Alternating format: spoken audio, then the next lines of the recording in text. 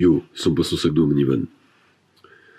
Alors, aujourd'hui, je voudrais te parler d'une petite anecdote, mais qui est importante à mes yeux. Il faut savoir que j'ai failli arrêter la peinture. Tu vois, j'ai failli arrêter la peinture parce que pendant une période de ma vie, j'en ai eu marre. Donc je vais te parler de ça aujourd'hui. Donc est-ce qu'on va s'asseoir? Ouais, on va s'asseoir. Donc voilà, je suis en train de faire cette toile. Il me tarde de la finir. Et donc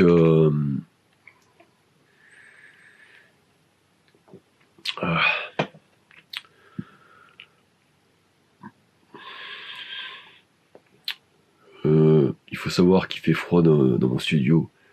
Je n'ai pas encore mis de chauffage et donc je me les pèle. Tu vois, quand j'ai commencé la peinture il y a 3 ans,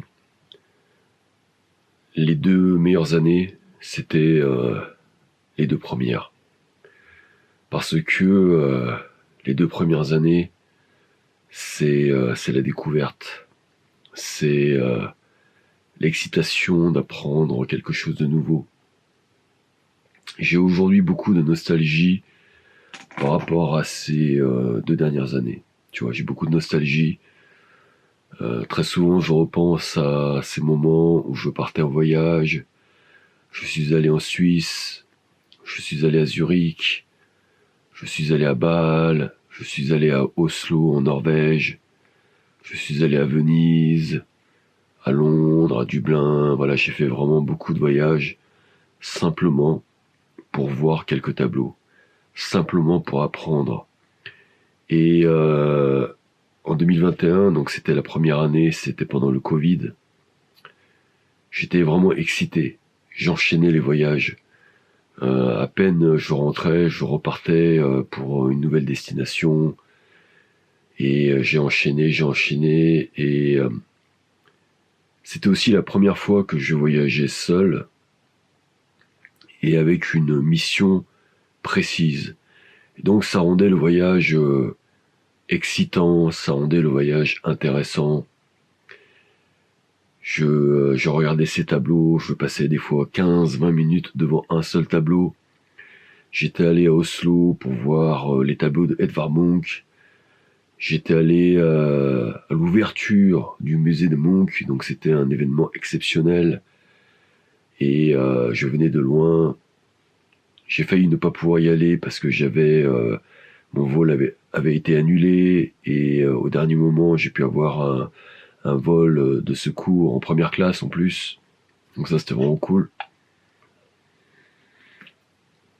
C'était vraiment cool, donc je regarde en même temps mon tableau. Parce que ça fait... il y a eu des chemins parcourus. La première année, en termes de voyage, c'était la meilleure. Je suis allé à Venise voir le Tintoret, voir les tableaux du Tintoret en plein hiver. C'était exceptionnel, c'était génial en fait. Et puis Athènes aussi, un voyage extraordinaire que j'ai fait à Athènes.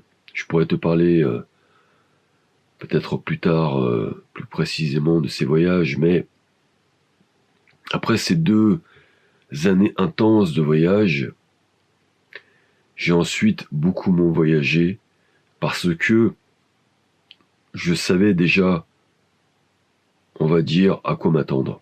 Je commençais à avoir ma technique de peinture. J'avais moins besoin d'aller voir des tableaux. J'avais moins cette excitation d'apprendre. Et donc, la 3e année, donc là on est dans cette fameuse 3e année, je n'ai pratiquement pas voyagé. Je suis allé seulement à Lisbonne, mais je suis même pas allé dans un seul musée à Lisbonne. Je devais y aller le dernier jour, mais malheureusement je n'ai pas eu le temps. Et donc ça fait plus d'1 an que je suis pas rentré dans un musée. Et tu vois, quand tu perds un peu cette excitation du départ, eh bien, il y a une flamme qui commence à s'éteindre. Et au bout de la 3e année, j'ai commencé à moins peindre. J'ai commencé à me tourner vers d'autres activités. J'ai commencé à laisser de côté la peinture. Tu vois. Et puis, de temps en temps, certains jours, je me rappelais de ces moments de voyage, tu vois. Ces moments, je dirais, qui resteront gravés à jamais en moi. Je me rappelle, j'étais en train de manger une soupe très tard le soir à Athènes, dans un très beau restaurant où les gens étaient très sympathiques. Je discutais avec le serveur, et à un moment donné, il y avait cette musique de Travis que je n'avais pas entendue depuis très longtemps, donc ça me rappelait des souvenirs. Et voilà, j'ai cette image gravée en moi, tu vois, ce moment-là. Le lendemain, je suis allé voir des tableaux de Van Gogh, de Francis Bacon, et c'est resté gravé en moi, tu vois. C'est resté gravé en moi. Même mon premier voyage, on va dire, à Zurich, où là j'ai dû prendre un bus, j'ai dû faire au moins, je sais pas, 10 heures de bus. C'était la galère, parce qu'à l'époque c'était le Covid. Mais c'était des souvenirs incroyables.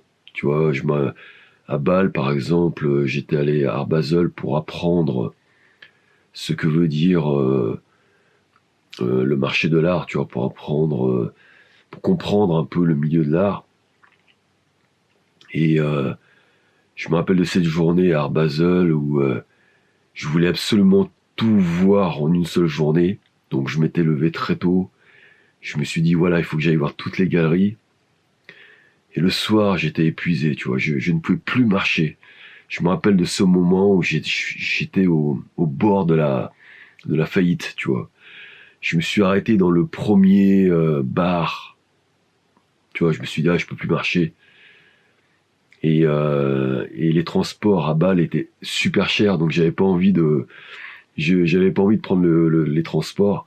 Je me suis dit, bon, c'était pas très loin, le lieu de Art Basel par rapport au centre-ville, c'était pas très loin, franchement, c'était à 15 minutes de marche, donc je me suis dit, ok, je vais marcher. Mais je pouvais plus marcher. Je me suis arrêté dans un bar, j'ai pris une bière, des saucisses, tu vois, et j'étais épuisé. Je me rappelle, voilà, le soir, il fallait que je reprenne le train pour rentrer à Mulhouse, parce que j'avais pris mon hôtel à Mulhouse, parce que les hôtels à Bâle étaient complets. Et c'était la galère, tu vois, pour rentrer. Il fallait que j'aille dans une gare à l'opposé de la ville. Je devais marcher tout seul dans la nuit, tu vois.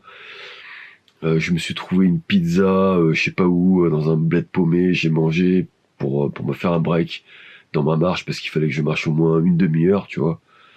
Mais tu vois, dans mes souvenirs, bah c'est gravé, tu vois. Autant il y a des choses que j'ai vécues avec même ma famille, des gens proches, tout ça, j'ai oublié, tu vois. Mais ça, je ne peux pas l'oublier, parce que mon, c'était mes moments personnels, tu vois. C'était vraiment des moments intimes avec moi-même, où je me suis découvert encore plus. Et c'est pour ça que j'ai adoré ces 2 premières années. Je pense que voilà, c'était vraiment des années extraordinaires. Paradoxalement, c'était des années où j'étais avec moi-même, tu vois. J'étais excité dès qu'il y avait un musée à aller voir, même si c'était à 3 heures de route, j'y allais. J'étais prêt à tout, tu vois. Je suis allé voir la maison de j'étais allé voir l'endroit où avait vécu Van Gogh, l'endroit où peignait euh, enfin, je suis allé voir les ateliers de tous les artistes, tu vois. Ouais, j'étais allé à Aix-en-Provence voir l'atelier de Paul Cézanne. Je suis allé à Dublin voir l'atelier de Francis Bacon, qui est d'ailleurs extraordinaire. Et donc, tu vois, quand tu as vécu des moments aussi intenses d'un point de vue expérience, d'un point de vue émotionnel aussi, d'un point de vue d'aventure, parce qu'il y a eu beaucoup d'aventures durant ces voyages. Je me rappelle notamment de Dublin où j'ai eu une interaction avec un videur. Ouais, il y a eu beaucoup d'aventures dans ces voyages. Et puis après, tu arrives, tu cesses de voyager, et je pense qu'à un moment donné, voilà, les choses s'arrêtent. Donc je me suis arrêté de peindre. Tu vois, je faisais autre chose, je jouais au tennis, je faisais des castings, voilà, je faisais autre chose. Mais, tu vois, au fond de moi, il y a toujours cette envie de créer, cette envie de peindre. Tu vois, là, je suis encore devant mon tableau, je le regarde. Je me dis, ouais, tu peux pas abandonner ceci. Pas après tous ces efforts. Pas après 2 années où tu as parcouru le monde pour aller voir des tableaux. Tu peux pas abandonner. Et puis, alors comment je suis revenu dans la peinture? Par nécessité. Tu vois, à un moment donné, j'étais tellement pas bien en fait à l'intérieur. J'étais déprimé, voilà, j'avais plus de motivation. Et à ce moment-là, tu vas peindre parce que ça va te faire du bien, tout simplement. Parce que tu as envie d'exprimer des choses, tu as envie de te lâcher, tu as envie d'avoir un moment avec toi-même, tu as envie tout simplement de peindre, mais d'une manière authentique. Et à ce moment-là, je suis tombé sur une vidéo de Tracey Emin. Tracey Emin, qui est une peintre contemporaine assez connue. D'ailleurs, quand j'étais allé voir l'exposition de Edvard Munch à Oslo, il y avait un étage consacré à une exposition de Tracey Emin. Et d'ailleurs, la sculpture qui se trouve actuellement aujourd'hui devant le musée Munch, c'est une sculpture de Tracey Emin parce que Tracey Emin a beaucoup été influencé par Edvard Munch. Et pour moi, Edvard Munch, au départ, quand je peignais, c'était mon maître. Parce que je me reconnaissais dans sa technique de peinture. Aujourd'hui, c'est devenu Francis Bacon, mais au départ, c'était Edvard Munch.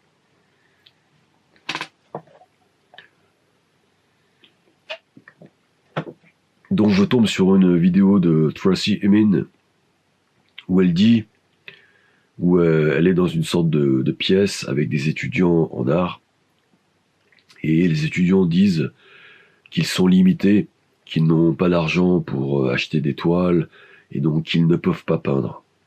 Et là, Tracey Emin dit, non, pas d'excuses. Si tu es un artiste, et ça m'a vraiment réveillé, si tu es un vrai artiste, quoi qu'il en soit, tu vas peindre tous les jours pratiquement. Tu vas prendre une feuille et tu vas faire des aquarelles. Tu vas prendre un crayon et tu vas dessiner. Tu vas prendre de la terre et tu vas sculpter. Mais tu vas le faire pas parce que tu vas le faire pour une raison commerciale ou autre raison, mais parce que tu en as besoin, tout simplement, parce que tu es un artiste. Et ça m'a réveillé. Parce que moi, à la base, j'ai toujours eu ce mindset, c'est-à-dire que je dessine depuis l'âge de 4 ans, et quand j'étais à l'école, je devais toujours dessiner. Dans tous les cours, quand j'étais en cours d'histoire, quand j'étais en cours de géographie, je dessinais dans la marge du cahier. Je dessinais tous les jours, tout le temps. Parce que c'était une nécessité. J'en avais besoin et c'est moi tout simplement, tu vois. Et quand j'ai écouté ce conseil de Tracey Emin, je me suis dit, ouais, si je suis un vrai artiste, je ne peux pas arrêter de peindre. Je dois continuer, parce que je ne peins pas pour les autres. Je peins pour moi-même, tu vois. Et c'est là que j'ai compris mon essence. Peindre pour soi-même. Ce que j'avais oublié parfois, parce que je voulais peindre pour les autres, pour avoir du succès, pour réussir, etc. Et là, je me suis dit, non mais non, là tu te trompes. Tu fais fausse voix. Tu n'es pas dans la voix de Francis Bacon. Tu as oublié ce que c'était la voix de Francis Bacon. La voix de Francis Bacon, c'est tu peins pour toi-même. Tu vois. Et c'est comme ça que j'ai retrouvé la motivation pour peindre, tu vois. Et c'est la raison pour laquelle aussi je fais ces vidéos aujourd'hui. Je suis dans mon atelier. Il fait froid. Mais je sais qu'aujourd'hui, je suis remotivé à peindre. Je vais d'ailleurs peindre une nouvelle toile dans quelques jours, qui m'excite bien, parce que ça fait 2 semaines que je suis en train de tailler des haies. J'en peux plus. Et là, je me suis dit, je dois peindre ces 2 semaines de travail acharné, tu vois. Mon prochain tableau sera le tailleur de haies, et je te ferai une vidéo de ce tableau, enfin, du parcours, de la réalisation de ce futur tableau, tu vois. Bon, je pense que là, j'en ai dit pas mal pour aujourd'hui. Tu vois, je pense que là, pour aujourd'hui, j'ai bien parlé, donc on va s'arrêter là. Je vois que je sais pas d'où sortent ces nouveaux abonnés. Il y a quand même voilà quelques nouveaux abonnés, alors que je raconte, on va dire un peu mon ressenti personnel.